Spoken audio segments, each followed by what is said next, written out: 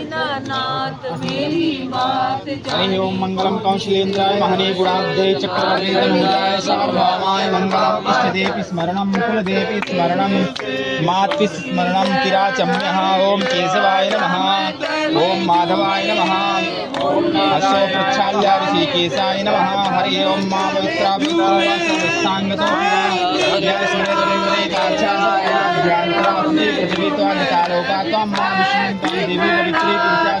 सिद्धरूपेण महामारी शिष्टदेवी यज्ञोपवीतं परमं पवितं प्रजापते आचार्यं पुरुषायुष्मग्रं पुरुषुभ्यं यज्ञोपवीतं परमस्तु तेजा यज्ञोपवीतान्ते आचमनीयं तिलकः हरि ओम मा कस्तूरी तिलकं ललाटपटले वक्षस्थले कौस्तुभं नासाग्रे परमपितं करतले वेणोकरे कङ्कणं सर्वाङ्गे अर्जन्दलं सुललितं कण्ठे च मुक्तावले गोपास्ते परमेशितो विजयते गोपालचूडामणिं हरि ओम मा हस्ते पुष्पाणि गृहीत्वा हरि ओम मा शान्ताकारं भुजक्षयनं पद्मनाभं सुरेशं विश्वाधारं गणेशं मेघवर्णं शुभांगं श्रीकान्तं योगगम्यं वन्दे विष्णुं सर्वलोकैकनाथम् ओम विश्वक्सेनाय नमः हरि ओम मा स्वस्ति न इंद्रो वृद्धसवाः स्वस्ति नः भोगा विश्ववेदाः स्वस्ति नक्षत्रो अरिष्टनेमिः स्वस्ति नो बृहस्पतिर्दधातु बृहदशामरुतः वृष्टिमातरः सुभञ्जावानो विदधे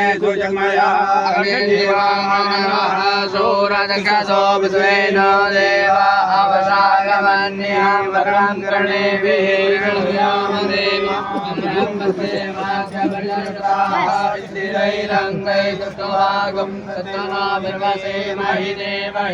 जदायुः सदमेन्नु शरदो हन्ति देवायुरान् सराजरदन्दनो नामामुदासो यदपितरो भवन्ति मानो मर्यादेरिकदायुवन्तोः अदितिरन्धर्जमदितिर्माता सपिता सपुत्रः स्वे देवा अदितिः पञ्चजना आदित्यजातमदित्यजनितवाम्बादेवो शान्तिरन्तरिक्षगुं शान्तिः पृथिवे शान्तिरापः शान्तिरोषधयः शान्तिः वनस्पतयः शान्तिर्विश्वे देवाः शान्तिब्रह्मशान्तिः सर्वगं शान्तिः शान्तिरेव शान्तिः सामा शान्तिरेधि यतो यतः समीमसे ततो नो अभयं गुरो तन्नः गोप्रजाभ्यो वयन्नः प्रभ्याद्वानि देव सविततोरितानि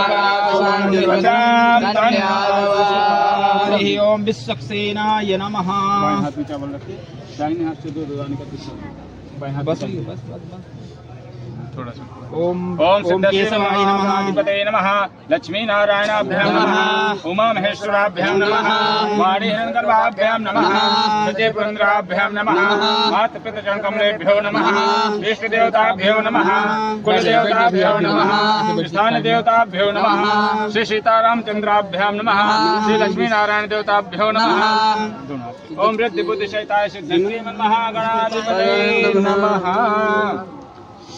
बस चावल थाली चावल निकालिए टी शर्ट भी निकालना पड़ेगा बनियान पहन के अलावा ऐसे ऐसे निकाल दो उसको निकाल दो कोई बात नहीं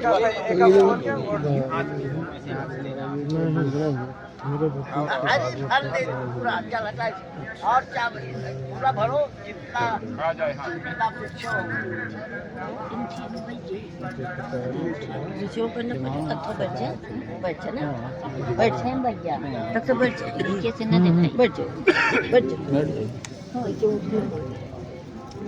ओम इंद्रबद्धोबली राजा दानवेंद्रो महाबल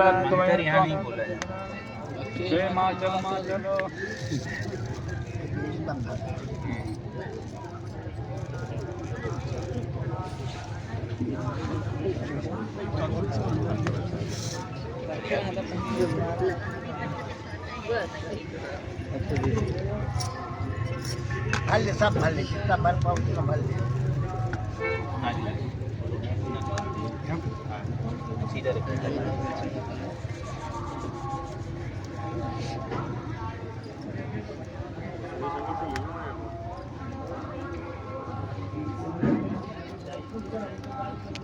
हाँ जहाँ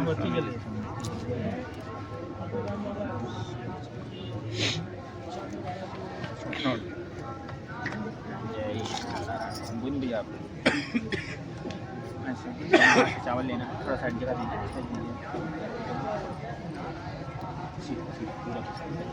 पूरा से भगवान का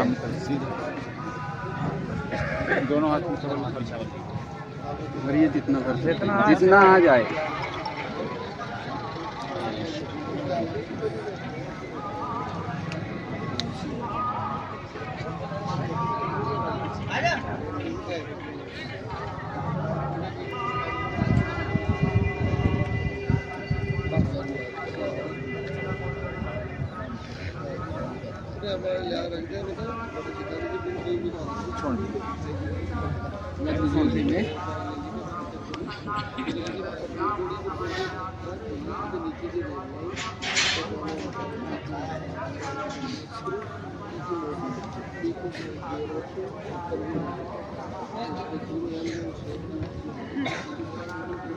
ये है ये भगवत शरणागति, ठीक है। एक गुरु चेला और उल्टी सीधी बातों का इससे कोई मतलब नहीं, ठीक। ये भगवत शरणागति है। भगवत शरण भगवान कहते हैं सन्नु को जी मुझे ना शक्ति में प्रपन्नाय तवास्मि। कोई भी जीव हो, आर्त जीव हो, कैसा हो, एक बार अगर हमारे सामने हाथ जोड़ लिया और कहते भगवान मैं आपका हूँ, आप हमारे हैं, तो जैसे विभीषण ने कहा था, भगवान ने कहा था, तो ये अब तब भगवान ने प्रतिज्ञा भी किया है ना, सर्वधर्मान् परित्यज्य माम् एकं शरणं। सब छोड़ दो, ये पंचायत छोड़ दो, स्त्री पुरुष लड़की नाता पिता है ना, केवल हमारी शरण में आओ। तो हम गारंटी लेते हैं, ठीक है ना, तो हम है ना, हम तुम्हारी रक्षा करेंगे, ठीक है। सर्वधर्मान् परित्यज्य, सर्वधर्म का मतलब ये है जो उल्टी सीधी बातें करते हैं, जो उल्टी सीधी पद पैठियाँ हैं, तमाम भूत प्रेत पिशाच, तमाम संप्रदाय पंथ हैं, सब वो सब पंथ हैं, है ना। वो कोई धर्म नहीं है, वो सारे पंथ हैं। धर्म तो केवल जो हमारे खट शास्त्र में वर्णित है, शास्त्र में वही धर्म है ना। और ये सब पंथ हैं, पंथ वो भी विचलित पंथ हैं। ये तो एक कलयुग कहते लोग ना, तो कलयुग का भी नहीं, एक पैथी है, ये तदैव आशीष। शास्त्र कहते पहले भी था, आज भी है। तो ये युग धर्म है। ये ऐसा नहीं कि कोई धर्म है या कोई मोक्ष देगा या गुरु या क्या शिष्य है, ये बहुतायत है।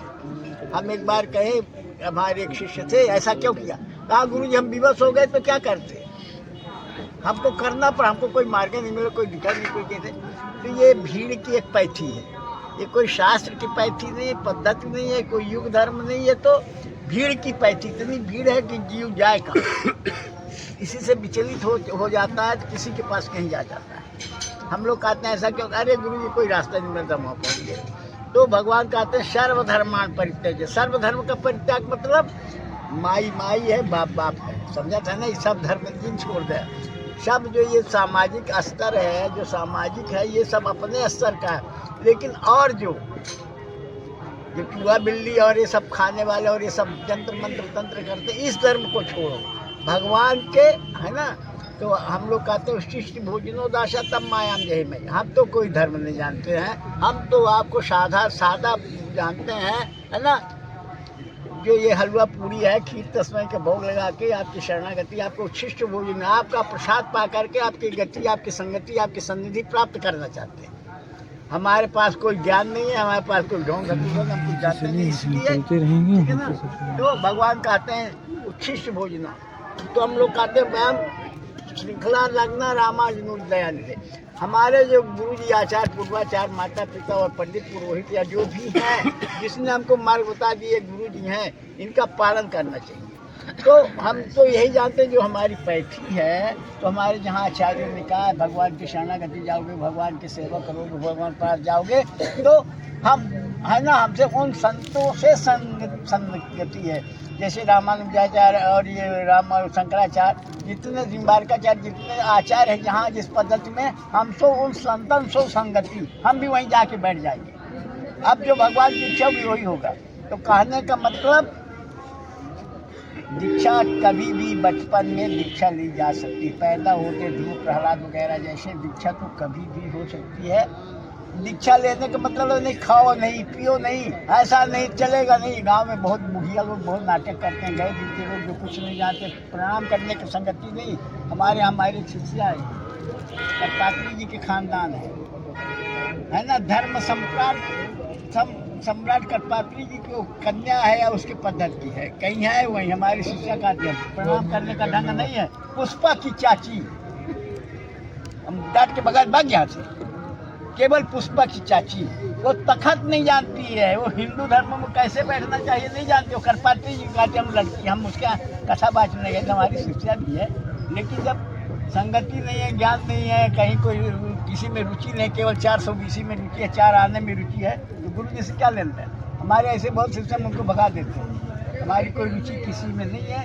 जो सदाचार संपन्न शिष्य है, गुरु शिष्य का परंपरा जानता है, विधि जानता है, हमारी कोई रुचि नहीं। 10 पैसे दो दे तो हमारा मोक्ष हो जाएगा, ठीक है ना। तो कहने के तात्पर्य भगवान कहते हैं कोई नाटक और कोई ये करने की जरूरत कुछ भी नहीं है।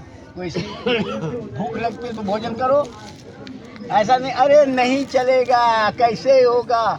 शरीर है ना, धर्मशास्त्र कहता है धर्म शरीर माध्यम से धर्म साधना, धर्म की साधना तब करोगे शरीर रहेगा तो धर्म होगा ना।